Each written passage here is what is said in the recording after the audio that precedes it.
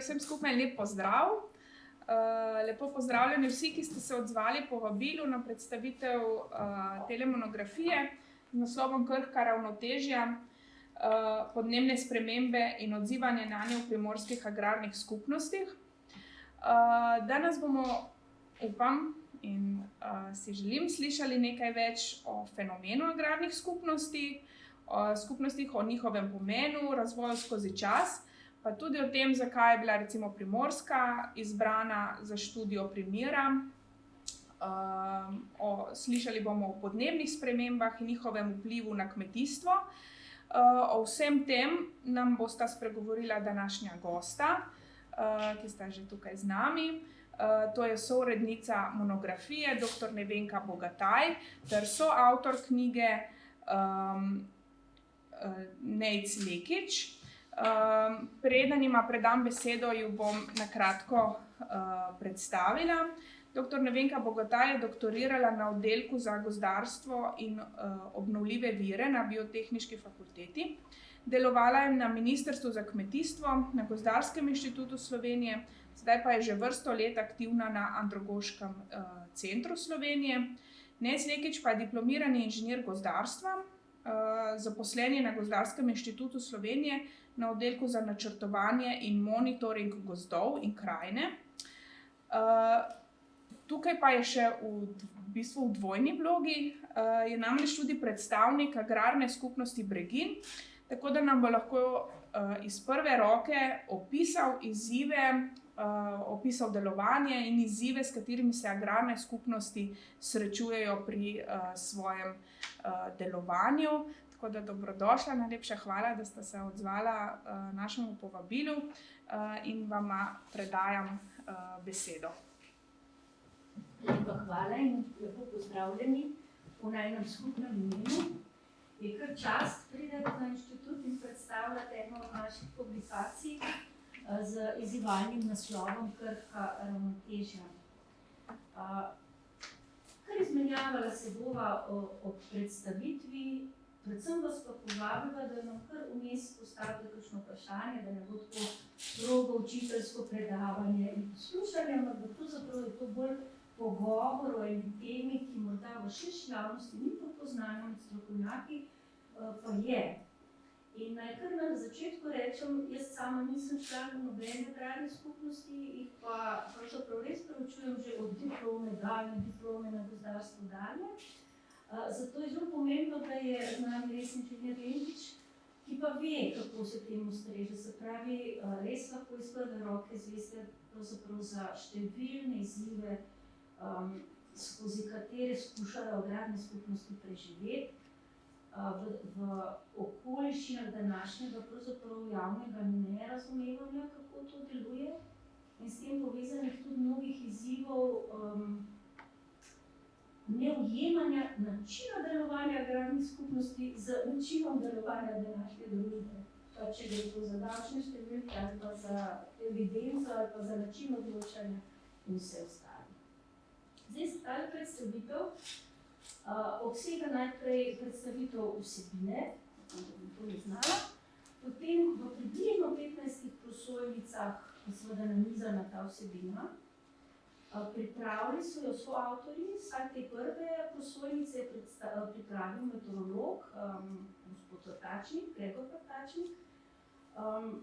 Sodelovali so pa še tudi gozdarji, vodja območne enote Zavoda za gozdove v Tolminu, inženir Edo Kozorog in njegov kolega Florjan Leban, ki je pripravil prvo karto agrarnih skupnosti za Primorsko v tem primeru, druge karte za agrarne skupnosti sploh nimamo in je neskončno težko dobiti podatke zanjo.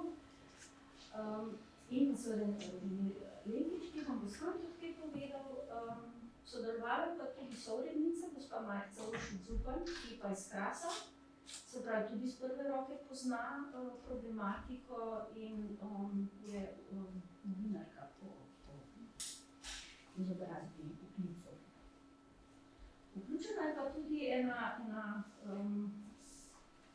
nagovor, napisala ga je gospa Mateja Bojča, to je pa ena zelo mlada deklica iz zamejstva, ki pravzaprav ne strokovnega prispevka, ampak en tak osebni nagovor o hrastu v Dropadi, ker pravzaprav so agrarne skupnosti zelo globoko ukoreninjene v normah tistih, ki so člani, pa verjetno tudi še kakšnega, ki ni član, pa živi v tem prostoru in pozna. In zato leta in leta na različne ministre seveda pljuskajo pobude, kaj vse treba urediti, in ta nagovor Mateje Golča iz Dropade smo vključili v tole knjigo. Zdaj pa tole mi požemimo naprej. Tako. Rečemo takole. Vse bo. Zakaj naslov krhka ravnotežja? Naj če prosti malo dihati, kaj imam podpore v štatine. Zato, ker pravzaprav gre za dva tipa ravnotežja. Ena so ravnotežja med nami ljudmi. In vsak od nas jih že pozna, kako težko v bistvu v svoji družini, med svojimi prijatelji, v kolektivu recimo, ali pa v svojem kraju, v svoji krajevni skupnosti, ta ravnotežja drža daljši čas. Če nam že neki točki uspejo, skozi dolga leta jih je pa težje držati. Agrarne skupnosti so pa izjemno stara, avtohtona naša inštitucija, ki skozi stoletja skušajo tale ravnotežja loviti in se lovijo na takšen ali pa drugačen način.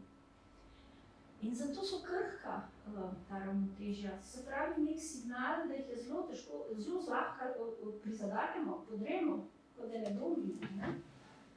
In Primorska je posebej obdaljena z upornimi in globokimi in težkimi zunanjimi izzivi. Vse veste, bilo že na prvi svetovni vojni fronta tam. Takrat se res nihče ni spraševal, kako te skupnosti gospodarja in živijo, ampak je pravzaprav prizadel naš daljši rok. Po drugi svetovni vojni veste, da so bile pravzaprav agrarne skupnosti razvrščene in ukinjene. Zakonodajo, se pravi uradno jih pravzaprav takrat naprej ni. In zato ni po presenečenje, da sem se jaz, ne vem, 88 srečala s tem pojmom, ki ga nisem poznala, so vsi rekli, ne vem, tega ni več, veš, konc druge vojne, ne. Ko sem pa prišla na teren, so pa bile, ne, in konec se to ni ujema. In tudi danes, se pravi 2024, se najdejo ljudje, ki rečejo, pa to je neki čist mali, neki stari ljudje, pa to ni nezigejski, ki si tako navdušena zanje, ne. In ko smo poskusili narediti pa vendarle eno, bi rekla, preverjanje, koliko pa res je tega, mogoče pa res ni, ne, po tolikem času, po tolikih preizkušnjah, je pravzaprav v enem tednu prišlo 88 prispevkov, ker so ljudje, ki niso strokovnjaki v veliki večini, zelo preprosti, starejši, tudi nekaj mogoče so utrpeni moški, celo na roke pisali, ene zelo osebna pripovedi, ja, delamo, obstajamo, ampak je težko. Imamo zemljišča na strminah, kaj več o tem, kasneje. Skratka, ta ravnotežja ne obstajajo samo med ljudmi v skupnosti in so krhka skozi daljši čas, ampak tudi teh ljudi z prostorom. In za agrarne skupnosti ni slučajen izraz agrarne skupnosti, ki je povsem umeten, v naravi se tej formi, tej inštituciji ima vsaj 7-8 imensno našli, nobeno izvorno ni agrarna skupnost. To je neka zakonodajna iznajdba, ki se je pa zdaj zelo prijela in se jo vsi držimo. Tako da vemo, o čem se govori, kada rečemo pojem agrarna skupnost. Ampak lepo pojem pove, da ne gre samo za skupnost, ampak da gre za skupnost, ki je v zelo tesnem razmerju z prostorom, se pravi z naravo, z okoljem, katere lastnik je. Agrarne skupnosti so lastniki zemljišča. Okvir, zakaj ta knjižica nastala, samo 2 stavka, torej okoljsko ministrstvo si zelo želi, da bi tudi izobraževanje se odzivalo na podnebne spremembe. In zato je naslovilo vse izobraževalne javne zavode, Zavod za šolstvo, Center šolskih dejavnosti, Andragoški center, Center za poklicno izobraževanje, da ne vključijo podnebne spremembe v izobraževanje. In to ni tako preprosto, da je recimo pri formalnih kurikulih je to cel sistem, kaj se poučuje mlade. In je težko kar, da je pa noter nekaj. Smo se v bistvu cela ekipa predvsem matrali. Pri odraslih, tako da jaz prihajam za pedagoškega centra, imamo to malce lažje, ker je neformalno izobraževanje bolj prilagodljivo in lahko rečemo, dajmo se z odraslimi tele teme lotiti, koga zanima in to ljudi zanima, kaj naredi. Sploh zdaj, ko je že več ekstremnih dogodkov, veliko površinskih, pravzaprav prizadel našo skupnost, ne samo agrarno skupnost. In ta knjigica je nastala v tem kontekstu in z denarjem okoljskega ministrstva. Se pravi, z več nameni. En namen je bil seveda tak, ki je bil zahtevan financerja, en namen je bil pa naš. Dajmo pravzaprav opaziti, da se agrarne skupnosti že soočajo s to težavo. 2014 žled na Notranjskem pokosil res velike površine in velik del je tam agrarnih skupnosti, podatkov pa ni. Na Krasu je bil kasneje požar. In tako dalje. Skratka, dajmo jih razumeti, pa dajmo jih tudi podpreti, zapravo poiščemo nekaj podatkov, pa dajmo se lotiti recimo samo Primorske. In so dosti zanimivi rezultati prišli, ki jih bom kasneje povedala. Drugo pa je, da je treba tudi razumeti posledice podnebnih sprememb. Če se v skupnosti lahko pogajamo o različnih stališčih članov skupnosti, se pa s podnebjem ne moreš več pogajati. Kako je, lahko si prizadevamo recimo s tem krožnim gospodarstvom ali pa s trajnostno mobilnostjo, karkoli že, ampak tukaj gre za neko skupno vprašanje. In nam se je zdelo, da skupno vprašanje nekateri že znajo reševati, tudi če se krigajo. In mnoge agrarne skupnosti se krigajo, ko je težav cel kup. Niso idealna oblika, ampak navsezadnje večina jih pa očitno rešila. In se nam je zdelo, da bi bile lahko agrarne model za reševanje skupnih izzivov, ki jih ne more nekdo samo s preglasovanjem rešiti ali pa z iskanjem preseka, kaj ta presek med različnimi perspektivami ponavadi zelo mečkan. Pač te podnebne spremembe nas prizadanejo vse. Lastniki zemljišč so pa še posebej ranljivi, ker pač so odgovorni za to in se nimajo kaj pogajati, lahko samo reagirajo. Tako da toliko o vsebini in če tukaj le zaobjamem kar kazalo, bomo najprej se sprehodili skozi te prosojnice gospoda Vrtačnika, kjer je pokazal z analizo primorskih merilnih vremenskih postaj, meteoroloških postaj, kaj se dogaja za temperaturo, za padavine in za trajanje snežne odeje. Potem nekaj več ne bo imela pravzaprav veliko zgodovini, ampak bo bolj dala poudarek, kako pa danes člani agrarnih skupnosti gledajo na delovanje, spremembe podnebja in tako naprej. Vključili smo v knjigo povsem enakovredno, kot so predstavljene slovenske agrarne skupnosti, tudi zamejske. Nismo se želeli omejevati z ničemer, se pravi tudi ne z državno mejo. In ti rezultati ankete, ki jo je v celoti v bistvu izpeljal inženir Lenkič, so tudi zelo zanimivi, ker pravzaprav dajejo vpogled v stališča članov agrarnih skupnosti na Primorskem. Prvič pa ta knjigica prinaša tudi eno vizijo razvoja agrarnih skupnosti. Predvčerajšnjem smo, torej to vizijo so pripravljali avtorji te knjige skupaj, ampak predvčerajšnjem smo jih pa vprašali na občnem zboru agrarnih skupnosti, združenja predstavnikov agrarnih skupnosti, če smo kakšen velik fiks naredili pri tem. Ker pravilne smernice bi bile v bistvu participativno, pa pravljene skozi daljše obdobje, za kar pa mi nismo imeli možnosti. In moram reči, da če kje smo bili zadovoljni s tem, da so rekli ne, strinjamo se, potrjujemo to, kar zdaj te smernice enotar predstavljajo, kar moram si vrtjale gora.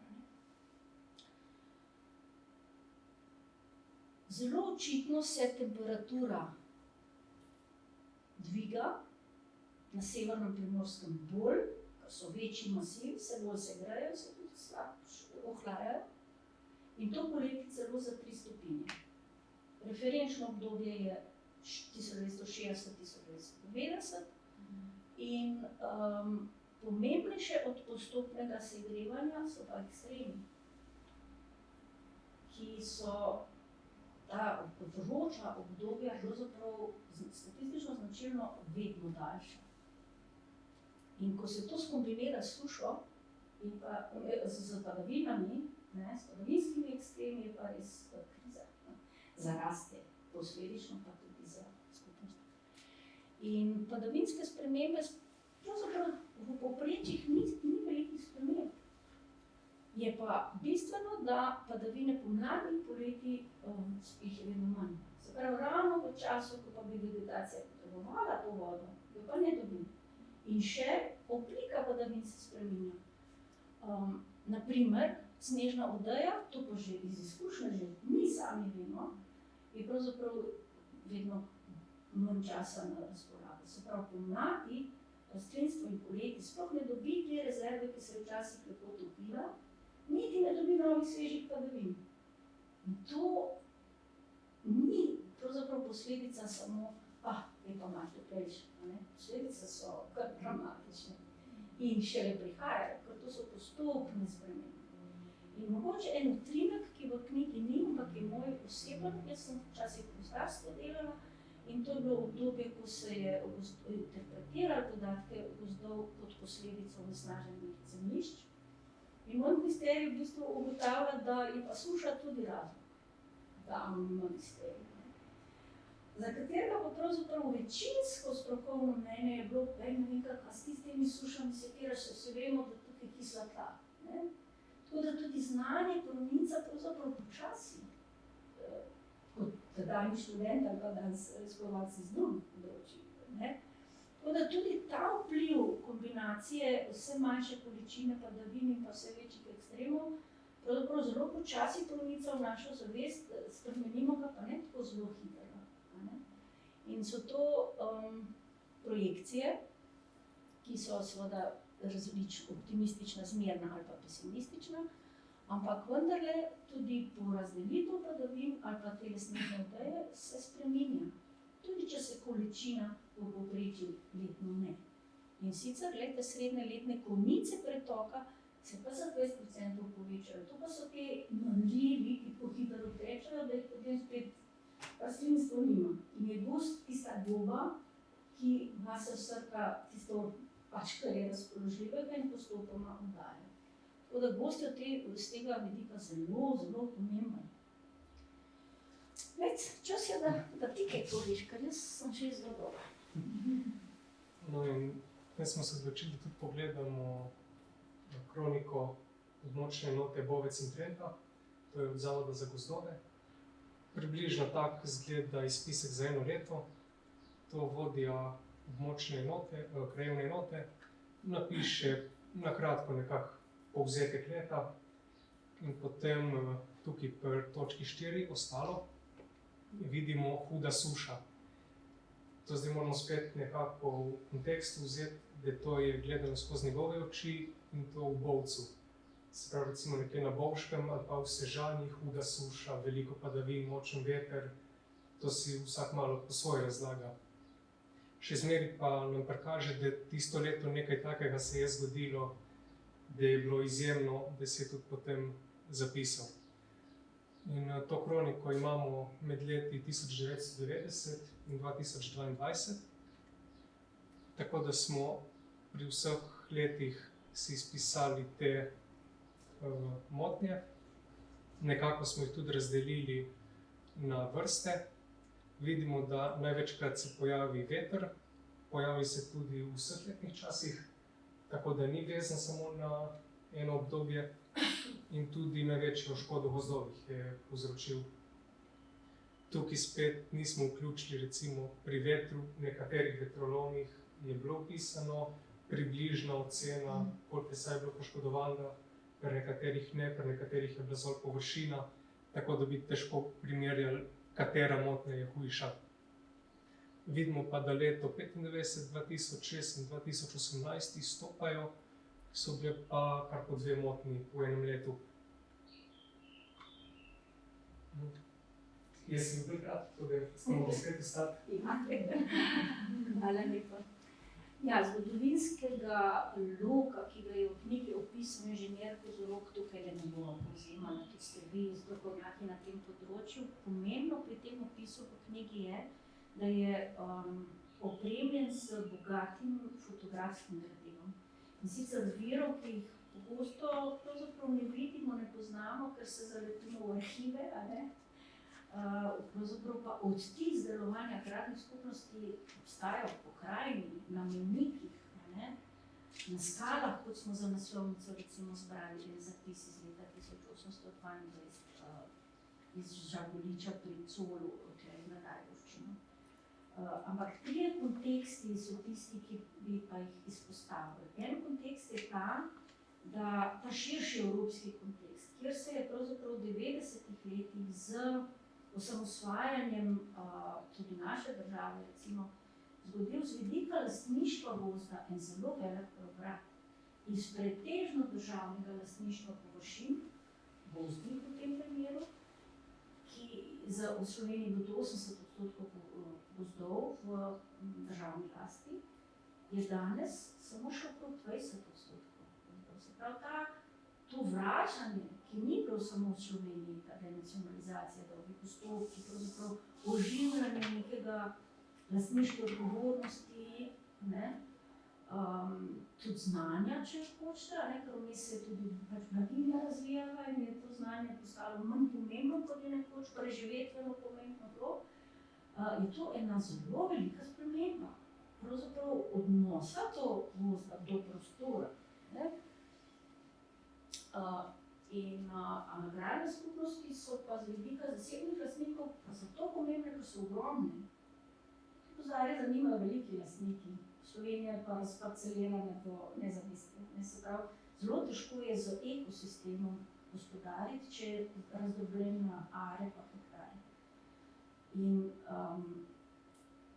ko piše, agrarne skupnosti obstajajo, to pomeni, da je dolgo niso obstajale, da več desetletij, 60-70 let, uradno niso obstajale in so delovale neformalno, nevidno, kot spodnji del ledene gore.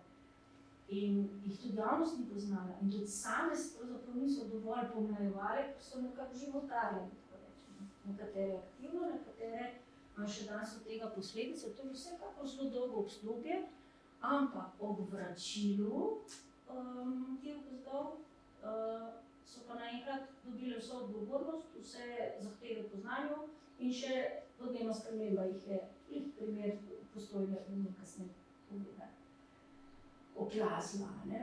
In to je pa kar hud zalogaj. To je tako, kot če bi našega otroka izpostavili, no, zdaj pa vse, odločaj, delaj, zasluži in zlej. Tako da to je za zasebnega lastnika, tudi za agrarne kar hudo.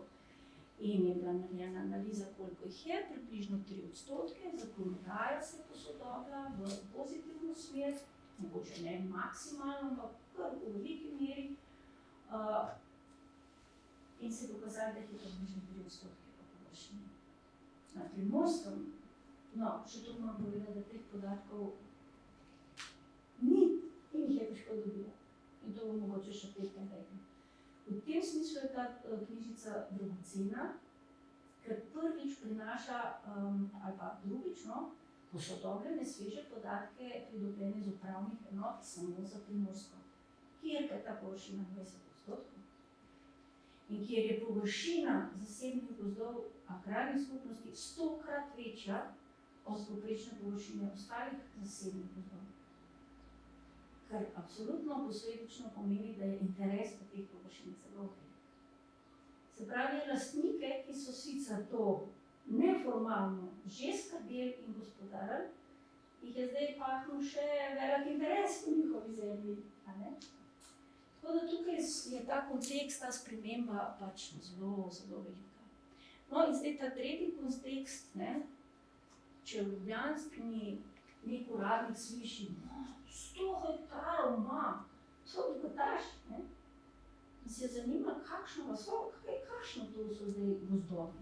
In se je pokazalo, da je 3/4 v resnici varovalnih gozdov na velikih strminah, pa tudi na Krasu, kjer ni velikih strmin, so to v bistvu nerodovitna, kraška, skoraj brez zemlje, žepasta, recimo zemljišča, ne z močnimi produktivnimi gozdovi. Vmes pa sem tja po Sloveniji, na Primorskem, posejala tudi kakšna, ki pa ima produktivne gozdove. Ampak pod besedo agrarne skupnosti si lahko predstavljate po domače rečeno veliko revščino, pa ogromno dela za malo koristi. Neposrednih materialnih koristi. Podčutil. Ja, 3/4 teh površin je pa danes gozd. Zato boste vsaj v mojih virih mednarodnih našli pojem forest commons, se pravi gozdne skupnosti, ki v Sloveniji v resnici ne obstaja. Ampak se pa tudi evropski raziskovalci strinjajo, da tudi drugod se je v tem dolgih desetletjih pravzaprav površina zarasla v gozd in dejansko bi lahko govorili o gozdnih skupnosti. Če je mečkrat za zraven pašnika, ostalo pa neredovitno. Nec o organizaciji in delovanju v poglavju, kjer je pisal gospod Kozorog, mogoče lažje ti govoriš, kar veš, kaj pomeni upravni odbor, nadzorni odbor, letni zbor. Kakšen stavek. Da si predstavljamo, kako sploh agrarna deluje. No, v bistvu agrarna skupnost mora imeti upravni odbor, sestavljen iz 5 članov in med njimi imajo vsi enako moč. Edino en je predsednik upravnega odbora, ta potem je tisti, ki je kakor neka glavna oseba, na katerega prihaja tudi vsa pošta in tudi vse odločbe Zavoda za gozdove in takšne zadeve. Ostali so pa zraven, da se potem na sestankih večina o rednem upravljanju dogovarjajo, se pravi recimo za izvajanje sečnje in podobne stvari. Potem imamo nadzorni odbor, tega sestavljajo 3 člani. Oni potem v bistvu nadzorujejo in kadarkoli zahtevajo, imajo pravico v pogled računov in vsega ostalega, da vidijo, ali upravni odbor pravilno deluje, ali prihaja do kakih goljufanj. Potem imamo tudi predsednika zbora. To je pa, ko je enkrat letno obvezni občin zbor, je on v bistvu tista oseba, ki ga skliče in ki tudi povezuje in skrbi za red. No, aktivnosti, to se pa tudi ponavadi poda v planu dela na začetku leta, pač na tem občnem zboru. In tam se potem določi, ali se bo šlo, ne vem, v izgradnjo neke vlake, ali se bo šlo v sečnjo, v kakšen nakup ali prodajo raznih zadev. No in seveda dolgoročno gospodarjenje mora biti, če se predstavljamo, vse so večje površine, ampak čez medne moramo narediti kar enega goloseka 500 hektarov, ker to potem ne bo jih več let zdržalo. Seveda so pa te veliko površinske motnje izziv, kakor veste, zdaj ti vetrolomi, podlubniki, to pride pa nese eno monokulturo smreke, imamo takoj razdeljeno površino in tam je treba potem tudi čim hitreje opraviti sanitarno sečnjo, da se potem ne razvijajo podlubniki in se to še širi. No, tukaj smo pa že pri rezultatih ankete. Se pravi, na Primorskem imamo 221 registriranih agrarnih skupnosti. Prek maila ali po pošti smo tem predstavnikom, ki so bili navedeni kot predstavniki določene skupnosti, poslali anketo. 45 smo dobili nazaj. No, se pravi, to število moramo imeti v mislih, ko gledamo naslednja 2 grafa, ker to pomeni 82% je aktivnih od teh, ki so poslali. Zdaj za ostale odgovore nimamo, ampak nekako pričakujemo, da niso preveč aktivne, glede na to, da ni odgovora. Lahko pa tudi so aktivne, ma so pogledali, pa so rekli, se ne bomo s tem dajali.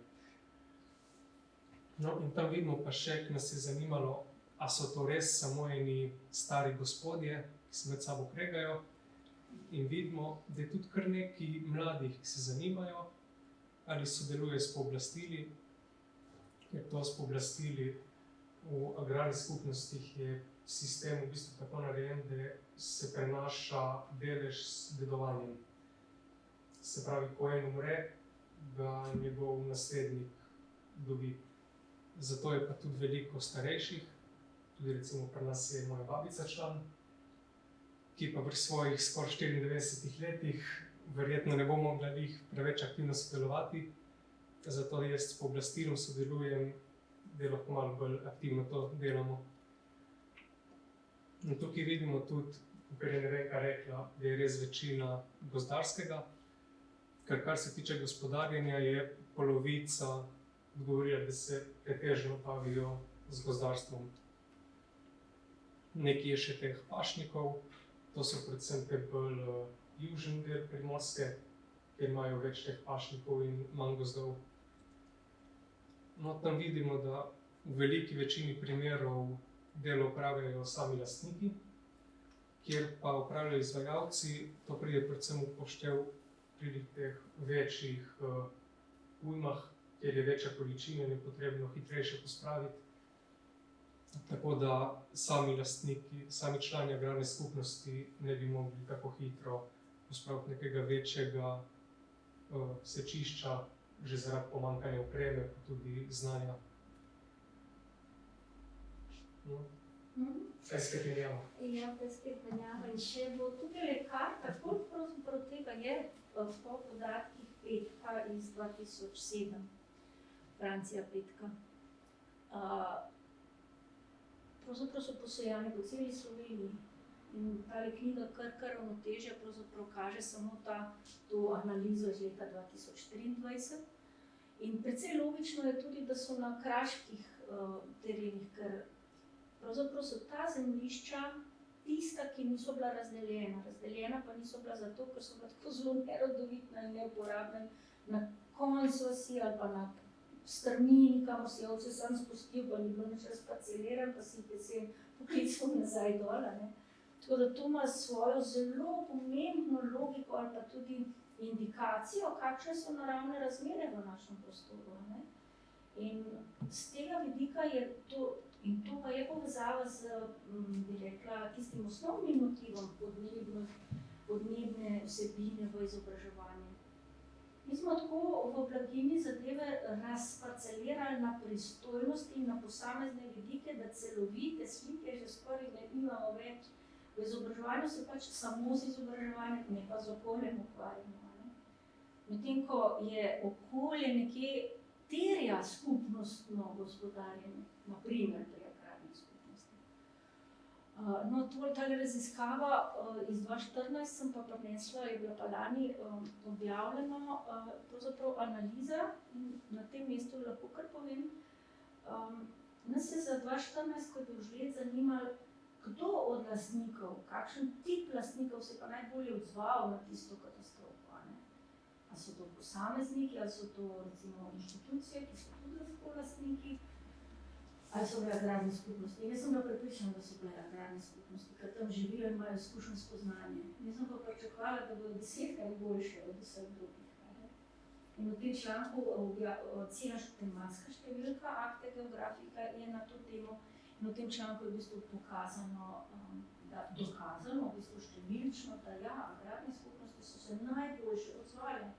Kar je pa bilo pravzaprav presenečenje, ker so šele 3 leta formalni lastniki nazaj, odkot pa njim zdaj tako dobra ali pa boljša v primerjavi z državo in z inštitucijami ali pa seveda s posamezniki.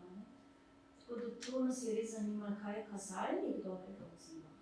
Ker te kazalnike pa lahko z izobraževanjem pa spodbujamo tudi v drugih skupnostih. No pa, da preidemo na temo zamejske, 31 jih je popisala gospa Marica Uršič. Pri njih je tudi drugačna terminologija, ker gre predvsem za kraške, govorijo o JUS-u in vse skupaj tvorijo agrarno skupnost. Pri nas je pa posamezna imenovana agrarna skupnost.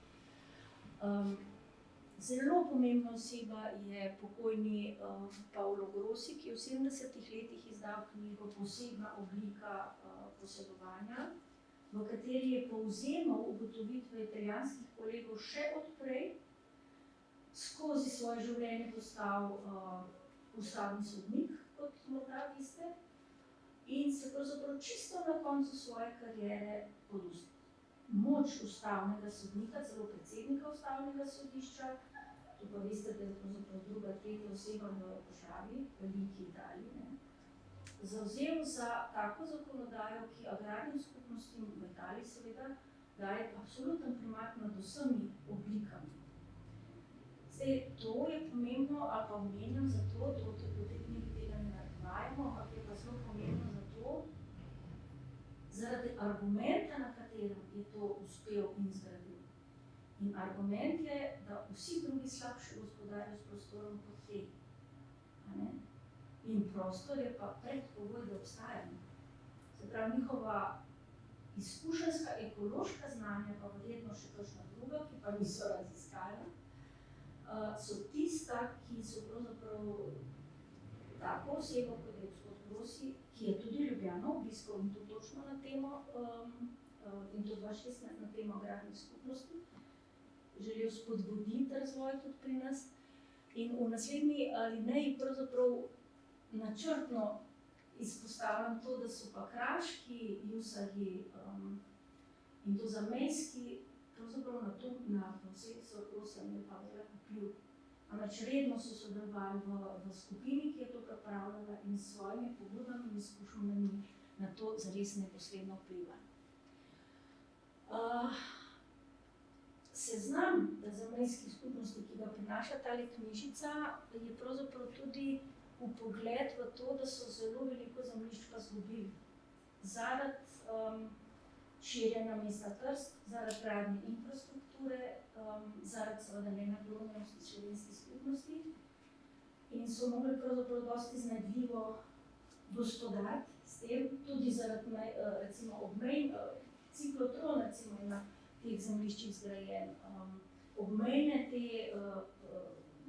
čezmejni prehodi, to vse na juzarski zemlji bilo zgrajeno, enako razloščeno kot pa nas v določenem obdobju, recimo tale skladišča nafte v dolini, to velika, to vse na dolinski juzarski zemlji narejeno. Tako da pravzaprav ena enormni napori zamejskih agrarnih skupnosti, ali pa jusov, rečemo, so, da to sploh še obstaja. In so redno sodelujejo z združenjem slovenskih. Potem v anketi je bilo malo razdeljena na gospodarjenje, na to občutje ali nepodnebne spremembe in tudi potem na njihov odziv. In smo videli, da je kar velika večina te spremembe občuti, ampak malo več kot polovica se pa na te spremembe odziva. Potem, ker nas je tudi zanimalo, zakaj pa tako majhen procent odziva, je pa velika večina se jih obrnila na nekako neodzivnost države ali pa na probleme v sami agrarni skupnosti. Še zmeraj prevladujejo tisti, ki se obračajo na državo, da z njihove strani ni neke pomoči, ker tudi pri tem izvajanju dednih postopkov, da bi se izvedle vsa dedovanja in razdelili preostali deleži, tudi tam recimo poteka kar precej počasi. In nekako bi tudi radi, da bi bila, če že ne vsaj neka pomoč ali neko sodelovanje, da bi bila neka oseba, ki bi jim povedala, zdaj morate to narediti, to morate tako, da bi potem lažje to izpeljali. No, tukaj je zdaj ta primer s Postojne, ker bo spet ne vem, pa malo več vedela. Ja, v resnici, zdaj bom pa kar obsedela, ker pa spet Se spet zamenjala. Ja, v resnici tukaj pa gremo zdaj ožje k podatkom za območno enoto Postojna, za podatke o hitrosti odziva in količini sečenj za vse lastnike in primerjavo teh vseh lastnikov z agrarnimi skupnostmi. In bi človek rekel, da se pravzaprav za strojno sečno starejši, neopremljeni, tudi ekonomsko šibki pač ne morejo odločiti, to je drago. Obratno, oni so se odločili, oni so bili prvi, ki so se skupaj usedli, prvi, ki so rekli, ne vse, samo smreko, če ne bo lubada, se pravi, so se tudi veliko znanja pri tem izkazala, In tretjič, to je tako nevarno in tako obsežno, da ni druge kot strojna sečnja in plačali bomo z izkupičkom od prodajnega lesa. S tem so preprečili problem lubadarja, tako da ta prva tabela kaže, kakšna velika razlika je med deležem, ki se je odločil za strojno sečno in pa agrarne in pa drugi.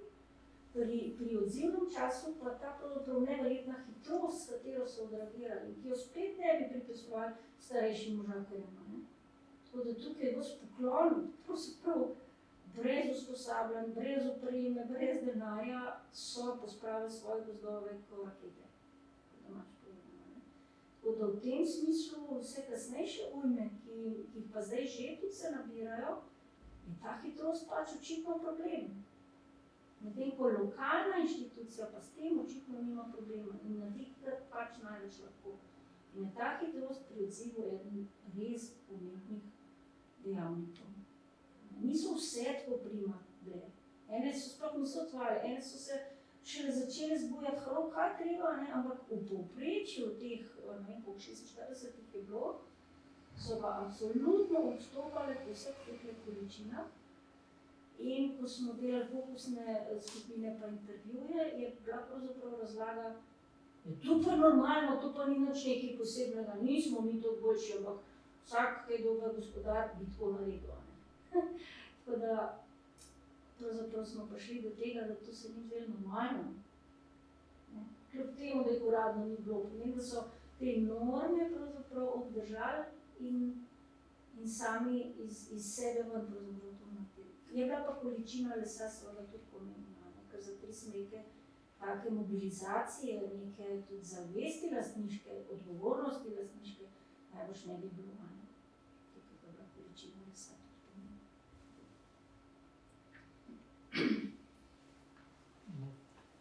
Tukaj pa potem tudi recimo od skupnostnega upravljanja, kaj recimo te skupnosti krepi in kaj pa tudi problem malo. Recimo, to vidimo apetiti po zemljiščih, ker zdaj agrarne skupnosti imajo kar precej zemljišč v svoji lasti in tam potem lahko pride do nekih konfliktov, proba tudi recimo eni deleži so v lasti občine, zdaj če tudi občina sodeluje, pa da vleče na svojo stran, je že tam malo problema. Pa tudi te osebne izkušnje, kako se z nečim gospodari. Ker zdaj tudi s to menjavo generacij, če se tisti starejši na hitro vsi skupaj umaknejo, potem mlajša generacija ne ve, kako točno se stvari streže in potem lahko rata tudi tukaj problem, recimo sej, zlahka recimo gre mlajši v gost z motorko ali traktorjem, ne bo pa tako lahko pogledal potem vseh tistih papirjev, kaj je treba urediti, kako je treba urediti. In pa tudi recimo, če se je že 50 let nazaj en podoben problem pojavil, ko tisti starejši lahko se še spomnili, kako so takrat rešili in potem delijo svoje izkušnje tudi z mlajšimi, da potem oni lažje ukrepajo. Ja, krepi to pa nekako neka povezanost, ker vejo recimo, da od tega skupnega tudi oni nekaj imajo kakor posameznik, ali je to v obliki nekih drv za lastne potrebe, ali recimo, če se proda kakšna večja količina lesa, pa da potem tam dobijo neko finančno nadomestilo. Tudi recimo, kar se tiče učenja, tukaj je videti, ker se veliko ljudi iz različnih strok najde v teh agrarnih skupnostih in potem vsak nekaj pomaga in potem cela skupnost boljše odreagira na vse zadeve. Tudi pri teh starejših generacijah pogosto vidimo, kako so oni bolj vse na trajnostno, kako je treba to prehraniti, pa to je treba čuvati, nekaj vse ven pa bože kakor bo. In vidimo tudi, da recimo nekje v tujini imajo tudi podobno, recimo Italija, tam imajo prav posebno zakonsko osnovo za te agrarne skupnosti, da se jih posebej obravnuje, ker pri nas je še zmeraj kot ni nekaj jasno določeno, da bi se agrarne skupnosti nekako drugače obravnavalo. No in še en del ankete.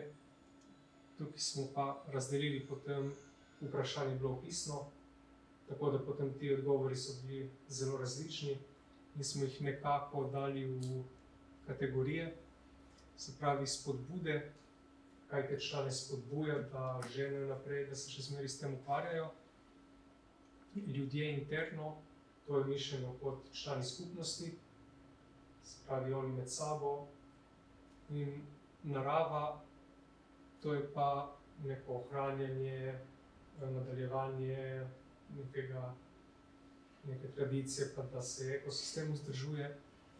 In pri ovirah, to ljudje interno, to je mišljeno kot člani med sabo, se pravi, kot veste, če se zbere tam 50-60 ljudi, vsak na svojo stran poskuša nekaj vleči, potem če se 2 ali pa 3 med sabo ne marajo, potem seveda nastajajo neke skupince in to je predvsem mišljeno kot interno. In eksterno je pa zunanji vplivi, tukaj so se pa predvsem agrarne skupnosti obračajo na to, da ni izpeljanih delnih postopkov, ker ni vpisal v zemljiško knjigo, pa tudi od države ni neke pomoči ali nekega nakaza, da uredite to, ali vam lahko kako pomagamo. Tega nekako ni bilo zaznati, vse pa marsikaka agrarna skupnost čez to pritoži, da lahko bi pa uredili to nekako. No, zaključne misli, kar predam. Ja, zaključujemo s tem, da pravzaprav knjiga kar ravnotežja prinaša konkretne podatke, sveže podatke, ampak za eno regijo, za Primorsko. Prikazani so za Alpe pa za mediteranski del posebej in so določene razlike in mogoče bi vas zanimale, nisva jih pa predstavljala. Drugo dejstvo ali pa sporočilo je, da prihodnost, tudi že sedanjost, prinaša ujme. Ne vemo, kaj bo letos poleti, če že aprila 28 stopinj. In vsaj na dosedanje, pa na tiste, ki smo jih raziskali, so se fantastično odzvali. Jih pa večina javnosti ne razume in ne pozna. In potrebujejo razumevanje, vlaganje, podporo, sploh tudi pri prehodu iz starejše v mlajšo generacijo. Ker dediščinski postopki se ne morejo vsi čakati, da bodo na mlade prišli, je več korakov prej, kot da postaneš član šele z dediščino. To ni rešeno. Njihova moč je pravzaprav v kulturi, iz katere so izrasli, to je pa kultura revščine, kjer sam nisi nič, kjer moraš biti skupaj, če hočeš priti skozi krizo. Se pravi, delali so skupaj, proizvodnja je bila skupaj. Danes pa mi ne živimo več od tega, da požagamo nekaj hlodov. Živimo od drugih virov, ampak imamo pa tudi druge izzive, podnebne recimo. Tako da ta odnosnost je potrebna tudi danes. Iz drugih motivov drugačna, vsekakor, ampak vedno med seboj in vedno tudi s prostorom. Tako da tam je funkcija dobička, instrumentalizacija ljudi drugega ali pa prostora pač ni upravičena, prinaša težave. In tele smernice, ena stvar je, da je treba pravzaprav na take nore nalive vsaj preventivno se pripraviti, sploh pa tudi na suše, čeprav gozdov najbrž ne bomo zalivali, ampak vsaj tisti del, kjer mi lahko nekaj shranimo vode ali pa recimo tisti, ki se s pašo ukvarjajo, da se krajše obdobje paše, če pomladi pravzaprav problem s rastjo. Drugi del smernice je usmerjen v agrarne skupnosti, je treba pravzaprav omogočiti ta medgeneracijski prehod, tiste mlade, ki jih zanima ali pa tudi že nekaj znajo, in dati malo več prostora, vključenosti, moči, glasu, možnosti, priložnosti. Lepo so rekli Jusari, a ste se izgubil občutek za skupnost, Jaz pa pravim, to ni samo občutek, to so tudi veščine, to prakticiramo, se učimo vsak zelo izkušenjsko, v bistvu so pa tukaj tudi neke zakonitosti, o tem se lahko učimo in s tem lahko pripomoremo. Predvsem je pa, da ekosistemske storitve danes niso samo proizvodne, kot so v zgodovini bile, iz česar izhaja ta kultura, ta model, ampak so poudarek, prehaja na ekosistemske, če samo rečemo Alpe, kot rezervoar vode za ves ta venček mest, severno-italijanskih, tudi slovenskih, pa ne. Ta vloga pitne vode, recimo, to je samo ena od palete ekosistemskih vlog. In lastniki na teh hribovskih strminah pravzaprav imajo na to vlogo, na te ekosistemsko funkcijo gozda ali pa prostora zelo velik vpliv. Zaenkrat zelo pozitivno, hvala Bogu. In še ta izziv, da o svojih normah sploh ne vemo veliko. Jih imamo kot prevzete, se v njih ne sprašujemo, tako kot se prej nismo v agrarni skupnosti. Tako da lepo hvala v najnem skupnem imenu, pa seveda upava, da so vas kaj izvala. Ja.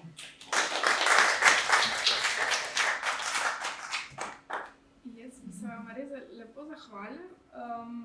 S to tematiko, ta tematika nas kot zgodovinarje vsekakor nagovarja, je zelo odpira neka široka interdisciplinarna polja, ne, ker ne nazadnje so tukaj pravne problematike, okoljske, ekonomske, socialne, ne nazadnje tudi neko kliče po neki mednarodni primerjavi, ne, ker vsekakor to ni slovenski unikum, ne, ampak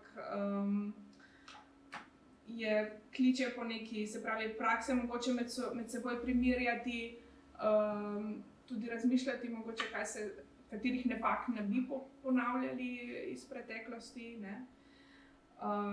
Ampak bom jaz kar mogoče prvo vprašanje postavila, preden predam publiki, bi mogoče gospoda Lenkiča vprašala, ne, recimo na vašem, recimo primeru vaše skupnosti, kaj pravijo ti modreci, ne, recimo kako se te podnebne spremembe prav na vaši skupnosti odražajo in ali boste recimo zmogli biti prvi posredovalci kar naprej, ne, ker če je ena ujma, pa pol 20 let pavze, je mogoče drugače, kot če se bo to ponavljalo iz leta v leto. Ja, pri nas recimo zdaj že od leta 2013, ko se je en vetrolom pojavil in takrat nekaj smreke je šlo, ni bil spet neka večja površina, ampak se je poznalo. Potem recimo 2014 je bil ta žled, tam nekaj površine je šlo, problem je bil recimo po cesti med Breginjem in vasjo Logje, tam je že sosednja agrarna skupnost, oni so jo hujše odnesli v tistem letu, tam recimo je bilo potem kar precej polomnega, tam se je tudi kar redno ščistilo, ker je bilo tudi veliko bukve in ostalih listovcev poškodovanega, se je to lahko dalo tudi za posek za drva, za lastne potrebe. Ja, potem se je pa kar začelo, recimo en večji posek je nastal tudi na tem pobočju pod Muscem, to je en hrib tam gor. Tam je tudi šlo kar par tisoč kubikov smrekovega lesa. Tudi tisto se je dokaj hitro počistilo. Tako da, pa tudi potem recimo tam proti Italiji je bil še en vetrolom, potem so prišli podlubniki tudi, zdaj jih v lanskem letu, ko smo novo vodstvo prevzeli zadeve, smo imeli za počistiti en vetrolom, tak manjši. Preden smo ga počistili, je prišel že naslednji vetrolom, pa pol tam na poti proti Italiji so bile že ene sušice, tako da smo bili v bistvu kar na dobri preizkušnji za prvo leto mandata. Ampak mislim, da smo kar v redu speljali, gozd se je počistilo in tudi plus je bil na koncu na računu, tako da je kar šlo. Samo mogoče to dedovanje, a to, recimo jaz ne razumem najbolj, ampak ko se posest deduje, razumem, se podeduje tudi delež. Kaj pa ob recimo prodaji, a se to potem, če se neko posestev proda, a potem ta novi lastnik tudi prevzame ta delež, ali temu potem ni tako? Se pravi, če recimo neko nepremičnino proda, to je pa potem nekako stvar dogovora. V preteklosti je veljalo, da je vezana na hišno številko in da na tisti hiši potem ostane delež. Samo pri nas potem 76 je prišel potres.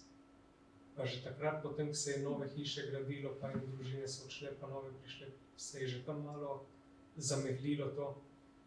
Tako da je prišlo tudi do tega, da imajo eni po 3-4 deleže. In zdaj recimo pred kratkim se je ena hiša prodajala in so se pa dogovorili, da so posebej prodali delež agrarne skupnosti in posebej nepremičnino. Tako da to je bil stvar dogovora. Nimate pa težav s pomladitvijo, je dovolj zanimanja, recimo. Ja, zdaj ta upravni odbor je kar pomlajen, predsednik zbora, 35 let, tako da pa tudi stari še ostajajo, starejši, da tudi izkušnje delijo z nami. Mogoče še publiko izzovem, če ima kakšna vprašanja. Kot zanimivost, Dunja. v okviru službe sem par mesecev delala na Zemljiški knjigi Sežana in ker sem pač imela tako pozicijo, bom rekla, fizično, da sem se slišala, sem se tam prvič seznala s tem pojmom, agrarna skupnost in bom rekla, s težavami, prihajajo so v glavnem starejši gospodje, tako da so bile službenke na nek način tudi psihoterapevtke njim. In so pač kar tam sedeli, pa take, bom rekla, glede dedovanja in glede tega, da na koncu ostanejo sami pri tem delu.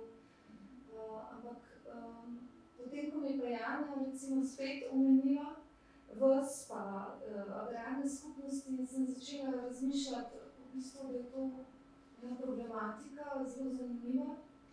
In sem zelo vesela, da ste nam ta svet odprla, ki je zelo zanimiv in, kot je rekla, nekaj odpira ogromno vprašanje.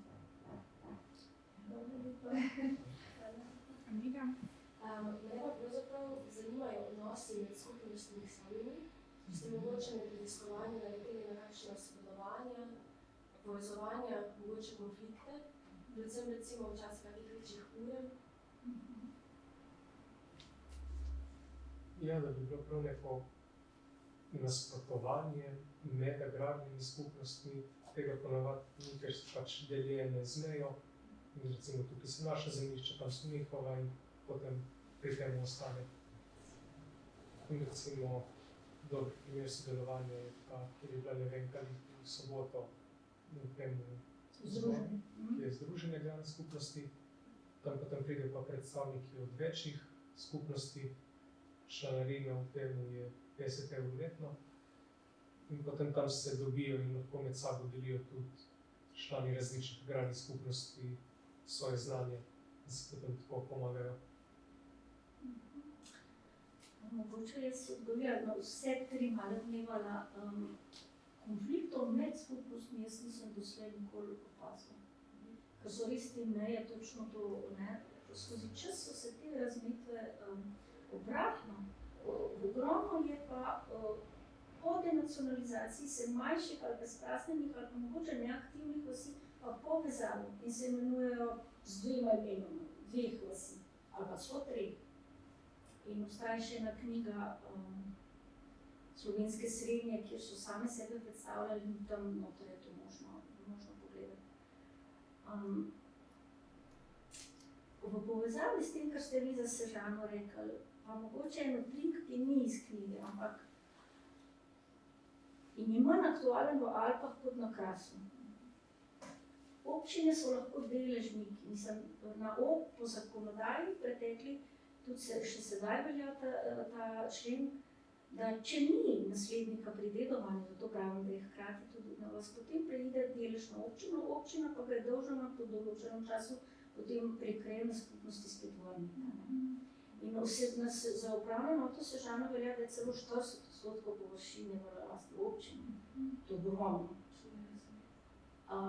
In ker tudi sama nisem prej tega poznala, tega čustvenega bremena starih moških Slovencev, ki čutijo noro odgovornost, ki jo pa ne morejo izvršiti, vam povem, to se te dotakne res.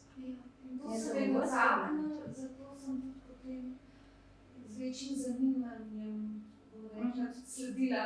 Ta želja, ta skrb, ta odgovornost za ta zemljišča, glede na več vidikov, nacionalni, se pravi sosednja država, ugrajeno normo, ki velja, da lastnine, ki si jo dobil kot recimo dedično, ne smeš zmanjšati, lahko hraniš enako, lahko jo povečaš, podobno, zmanjšati pa ne smeš.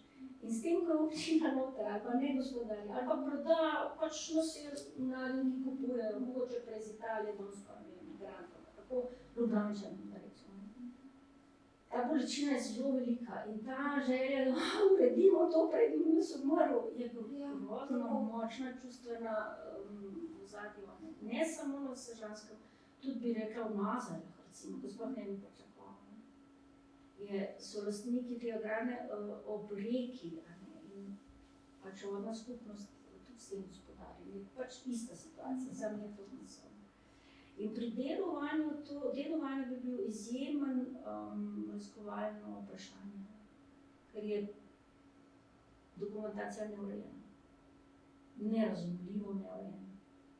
In pravzaprav zavira medgeneracijski prenos. Celo na tiste, ki pa bi bili zainteresirani, ki so še ostali. Tako da tukaj so tudi regionalno velike razlike. No? Ampak tudi sodišča zelo različno in tudi zemljiška knjiga zelo različno, ampak to so neurejene stvari. Še kakšno? Ja. Hvala lepa obima. Meni se sicer veliko misli nekaj, ki te začnem najprej z naslovom. Naslov je kar ta prav. Vse družbe so pravzaprav, če pogledamo se nazaj, zelo krhke. To so zelo občutljivi mehanizmi, ker ni treba veliko premakati, da jo držamo z ravnotežja. Človeška zgodovina je pač nenehno iskanje nekega ravnotežja znotraj različnih interesov v družbi, no zdaj pa še k temu priključujemo pa še izzive okolja. Tako da naslov je dober. Vam kar zavidam, da ste si ga zmislili.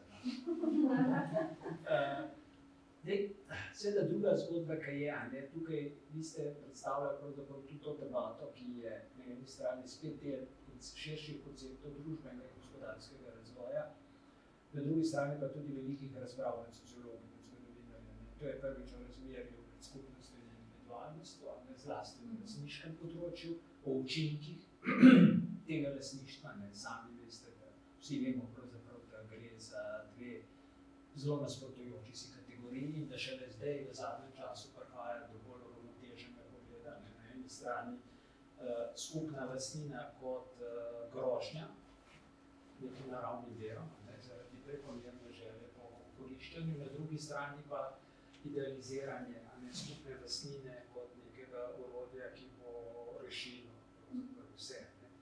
In zdaj, pri teh agrarnih skupnostih jaz jih vidim malo drugače, v nekem daljšem časovnem obdobju, ker sem še zmer, oziroma sem že dalje bolj prepričan, da je razkroj ali pa delitev sredske zemlje v veliki meri v 19. stoletju pravzaprav zmanjšal neko kohesijo na lokalnih področjih. In to je ta klic, ki ga v zgodovini gledamo, da je treba spet občestvo zgraditi, da je ta individualizem, ki ga v slovenskem prostoru se prepoznava protirajoči liberalizem. In podobno pravzaprav na nek način odgovor na to in pa potem seveda tudi oblikovanje nekih socialnih doktrin, zlasti v okviru katoliške cerkve, ki je spet preko lansira zadružništvo kot neke vrste nadomestilo vzpostavljanje skupnosti, ki so ravnotežji individualen interes, ne brez dobička, z dobičkom, za skupnost in za posameznike, ampak v nekih usklajenih mejah. In nekaj tega duha, kar ste ga videla prepovedovala, je pravzaprav v vsakem delu manifestirano. Mene, zdaj če še pridem nekaj vprašanja, mene pravzaprav tukaj zanima, mimogrede ste omenili, da so agrarne skupnosti obstajale kot nevidne organizacije v času socializma. No, to se mi zdi zelo taka zanimiva. Ugotovitev me tudi zanima, kaj pravzaprav to pomeni, kako se je to manifestiralo. To, da je zavest v neki lastnini, skupni lastnini obstajala, je prav gotovo. 45 let te zavesti ni moglo odpraviti. Spomin je bil živ do še ene generacije. To se je zgodilo vse skupaj v življenju ene generacije. tukaj to prav gotovo. Ne? Pa kaj pomeni to analitno, ne? Če sem jaz prav razumel, neformalno, kako so obstajale. Ne? Drugič, seveda me tudi zanima, kako so pravzaprav glede notranjih razmerij. To pa vem iz zadružništva, vendar zadružništvo je bilo super kot ideja. Zlomilo se je največkrat na problemu ureditve notranjih razmerij med članstvom. Kako uravnotežiti obveznosti in koristi od zadružnega delovanja. Ne more biti delovanje v agrarni skupnosti brez neke koristi.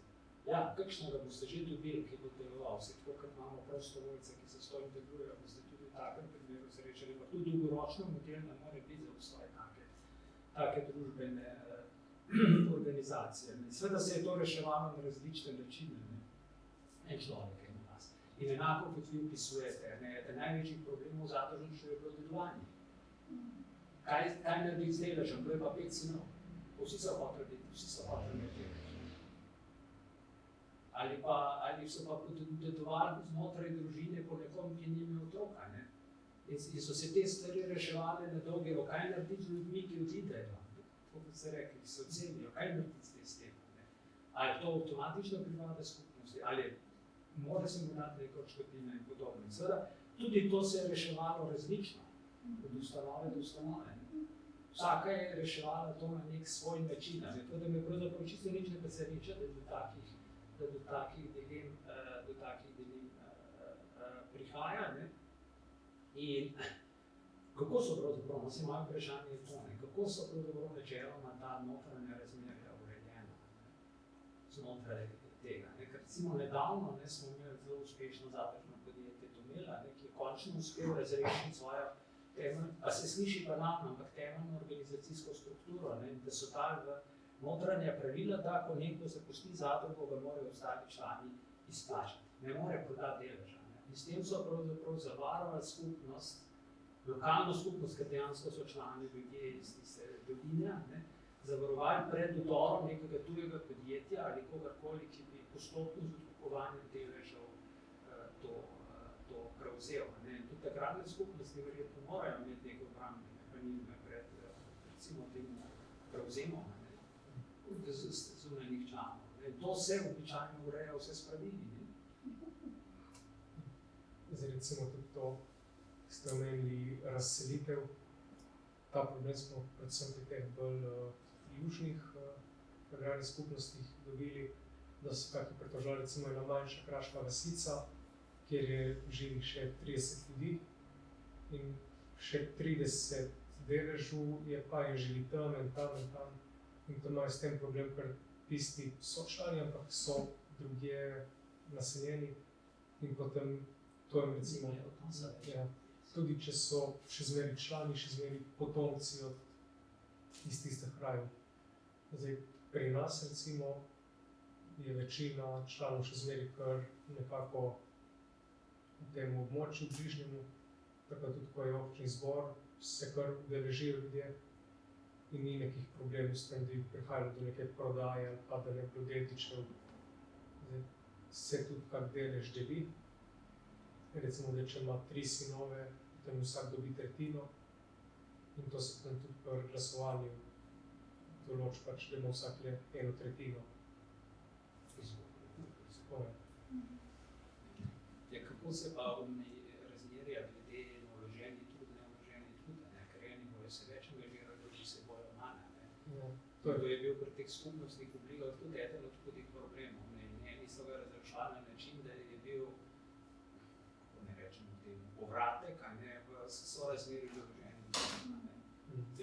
Če ste več delali znotraj neke zadruge, neke take organizacije, ste lahko dobili več od tistega, ki je zgolj se samo angažiral in uporabljal stvar samo na uslugah, ne pa neposrednem angažmaju.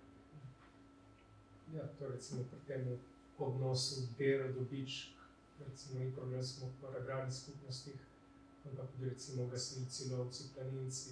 No, oni niso pridobitni, agrarne skupnosti pa so. Tudi recimo, ko je v agrarni skupnosti, ali pač tam sediš in mogoče dvigneš rok pri glasovanju in recimo, da imaš isti dobiček kakor nek, ki se pa pri vsaki odločitvi aktivno sodeluje in taka, ki je dobre predloge. pravilno bi bilo, recimo, da bi ti dobil nekaj več, da bi potem tudi drugi pomislili, da če so aktivni, je to boljše za njih. Recimo pri nas imamo drva za lastne potrebe, tam pač vsak dobi sorazmerno s svojim deležem in potem pa tudi predsednik upravnega odbora, on pa dobi tudi finančno nadomestilo za opravljeno delo, ker ima pač precej več vsega in z revirnim mora iti na teren in vse tako, da je vse tiste glavna funkcija, da je nekako povrnjeno. Zdaj, marsikdaj recimo pri nas zadnje čase ne več tako pogosta, ampak je na Krasu še zmeraj pogosto tako imenovane rabote. Se pravi, da se vsi člani zberejo in potem malo očistijo neko zbiralnik vode ali neko pot ali tako. Tudi tam recimo en lahko dela z motorko in vse razžaguje, drug bo pa odzadaj ene majhne vejice prelagal. Tako da tam je težko, tudi če so vsi na neki delovni akciji, potem lahko pride do konflikta, jaz sem pa več naredil, on je pa manj. Tako da to je kar težko potem nekako razdeliti, kdo je bolj aktiven, kdo manj. In s tem tudi težje bi bilo dati neke nagrade ali kazni za aktivnost. To je večja razlika, kako postaviti pravila, ne? In to ni pri nas samo, to je tudi seveda čez mejo, ko greš. In pravzaprav ni enega odgovora. Pravzaprav smo prekopali se, ali pa se prekopala do tega, da v bistvu je vendarle to, kar je Paolo Grossi poudaril, dokler skupnost obstaja in je živa, toliko časa je povabljena k bodisi zelo prožnim ali pa neprožnim pravilom. Po recimo pravičnosti. V Dolomitih vztrajajo na starih pravilih, kjer ženska nima pravice. In se jim dogaja obratno kot pri nas, kjer število članstva narašča, imaš lahko 207 članov in to ni potem več enostaven konsens med njimi kot v eni majhni skupnosti. Ampak jim število članstva toliko pada, da že pravzaprav se pogovarjajo, da morda pa vendarle bi po toliko stoletjih to pravilo, da ženska sme, ki je pa ustavno zagotovljeno, in imajo v bistvu konflikt z državo, ker ustava enakost spolov, medtem ko sta tudi njihove, recimo, agrarne skupnosti pa tega ne dovoljuje. In ker je pa teh pravil pa več, eno je pravičnost, recimo vložka pa je strška, eno je po spolu enakost, eno je ustrajanje ali pa neustrajanje na nekih pravilih v statutu in tako naprej. Je pravzaprav skupnost tisto jedro, ki vsa ta, kot en sonček je na pravilo, prilagaja ali pa ne prilagaja. In je pravzaprav vzdrževati te skupnostne vezi tista modrost ali pa moč tudi vodstva, in vodenja, ni pa eno pravilo, ki bi ga našel in pa rekel, da če to dela roka delovali, ker ni zagotovila, da bo delovali. Vsaka je v svojem notranjem dinamiko. Tako. In recimo sem srečala eno od takih skupnosti, ki so rekli, mi smo se skupaj konsenzualno zmenili, da čim bo denar v igri, se bomo skregali. Se pravi, zmenimo se, vsak dobi enak delež tistega denarja, ostalo pa vlagamo v skupno. In se ne bomo kregali. In so se strinjali in je to pravilo njihovo. Jaz sem še eno vprašanje. Predpostavka je, da te skupnostne oblike lastnine zagotavljajo socialno stabilnost v lokalnih okoljih in podobno. Me zanima, ali v okoljih, ker dobro deluje agrarne skupnosti, pravzaprav se ta njihov vpliv širi tudi v okolju širše, izven same agrarne skupnosti. Ali imajo za to te vasi bolj urejeno cerkev, ali imajo za to nekaj, kar je v pristojnosti krajevne skupnosti ali pa občine bolj urejeno kot drugi, ker to ne deluje. To je tudi eden od bistvenih učinkov, ne samo ta neposreden, kar vam pade v žep, ampak kaj pravzaprav to pripomore k dobrobiti okolja in če jaz prav razumem, bi vse skupnostne oblike pravzaprav lastništva spodbujale poleg tega neposredne koristi, res do nekih še pravzaprav širše družbeno dobro v lokalnem okolju. Ja, je tudi bilo širše. Recimo pri nas je, mislim, da je bilo leta 2019, je strela udarila v zvonik na pokopališču in ga je poškodovala. Tako da smo tudi tam prispevali, mi pa nekaj krajevna, nekaj župnija. Zelo dober primer sodelovanja je tu agrarna skupnost Livek.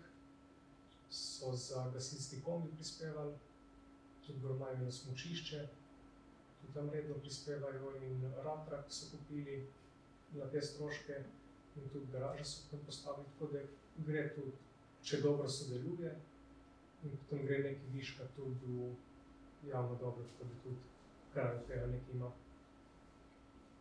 Jaz bi sem to dodala, da tukaj ne gre samo za družbeno dobro, ampak tudi pravzaprav za te ekosistemske storitve, ki zdaj prihajajo v ospredje. Ekološke vloge gozda, recimo. Vse to je v širšem smislu tudi družbeno dobro. Ja, Definiramo v vsakem obdobju Sem investiral se vedno v infrastrukturo, niso pa recimo v hrib, ne? Ali pa v, ne vem, tu pa zdaj nismo niti še raziskovali, ali se je investiralo tudi v odvodnjavanje ali pa v sanacijo hudournikov in tako naprej. Mislim, da večinoma je šlo vedno res za družbeno, za infrastrukturo, ki je, ne vem, cerkev, pokopališče, pot, gasilni avto, karkoli. V naravo, ne, da ti hudournik prej speleš, če bo ful vode, da ti narediš zadrževalnice, sušo. Kali so vse delali na Krasu, recimo, to ja. Ampak preventivni ukrepi proti takim novim padavinam, ki se jih zdaj pričakuje, pa tudi zaradi tega, ker ni bilo toliko potrebe, se je v napajanje živine, ampak to spet kot kulturno gledano, ne zdaj samo naravo. Mislim, da za naravo ali pa da bi v sadnjo po, recimo, po Ljubadarju, jaz do zdaj ne vem, ampak mislim, da ta segment do zdaj ni bil v ospredju. Bolj res družbeno dobro, tako kot ste rekli. Zdaj bo pa potrebno še širše. Mogoče vam še eno vprašanje. Se je Žarko že omenil, se pravi, oblast po drugi svetovni vojni torej ni imela posluha za delovanje oziroma jih je ukinila te skupnosti, ne, kar je v bistvu po svoje presenetljivo, ker gre vendarle za neko obliko kolektivne lastnine, ne, na katero bi se mogoče lahko naslonili. Vedno so vse imeli.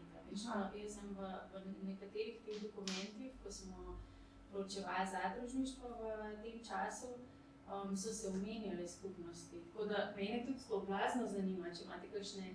Kot je bilo, mislim, pretvorjenih v neke, ali so se mogoče pretvorile v neke zadruge, ali je to čist bilo zbrisano. In ne nazadnje, mogoče me zanima, kakšen ima pa odnos oblast danes, recimo, ne? Ali se to spodbuja, se počaka, da bo izginilo, ali kako, kakšen je odnos? Na vaše prvo vprašanje nimam odgovora, tu ni raziskano. In tudi po občutku ne bi upala nič trditi. Mislim pa, da je posledica, da so razni tipi agrarnih skupnosti postali danes in te pa so, v preglednicah smo to navedli, recimo skupno lastništvo, kjer je posameznikov delež ni definiran, ampak je pač delež na skupnem, ne? Ali pa solastništvo, ki je pa večkrat drugačna oblika skupnega posestvovanja. In na ta način. Tako da, kaj ste že to drugo? Kako je danes? Jaz kmetijsko ministrstvo pristojno za to.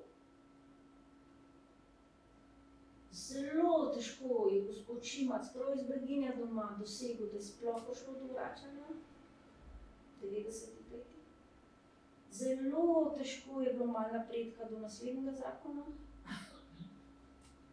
Še danes, pred nedavnim je bila ustavna, ne vem kakšna presoja, jaz sem za te pravne stvari bolj slabo, ampak o enem zakonskem določilu, ki je veljavno, zato ker je interes po teh zemljiščih tak, da bi radi tisti vlagatelji nekega ustavnega presoje spodbijali obstoječ zakonski, tako da ne, jaz ne bi rekla, da so naklonjeni.